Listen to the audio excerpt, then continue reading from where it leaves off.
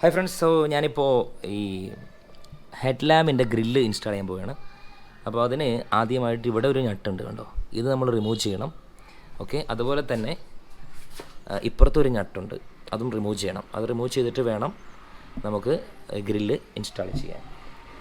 So okay, grill നമ്മുടെ കയ്യിൽ റെഡിയാണ്. കണ്ടോ, ഇങ്ങനെയാണ് ഗ്രില്ല് വരുന്നത്. ഇതിങ്ങനെ ഘടിപ്പിക്കണം.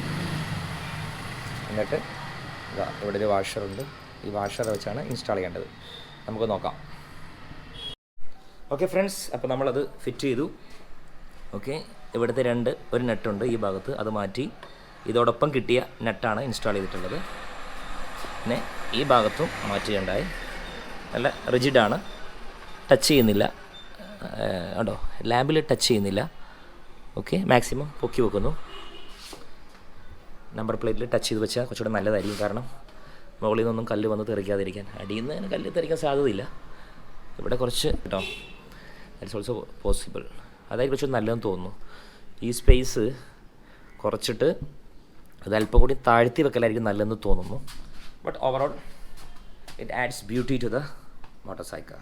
അപ്പോൾ നമ്മൾ സക്സസ്ഫുള്ളായിട്ട് ഇൻസ്റ്റാൾ ചെയ്തു. ഓക്കെ, സ്പേസിങ് എല്ലാം ഓക്കെയാണ്, കണ്ടല്ലോ അല്ലേ. സ്ട്രൈറ്റ് ആയിട്ട് തന്നെ ഇരിക്കുന്നുണ്ട്.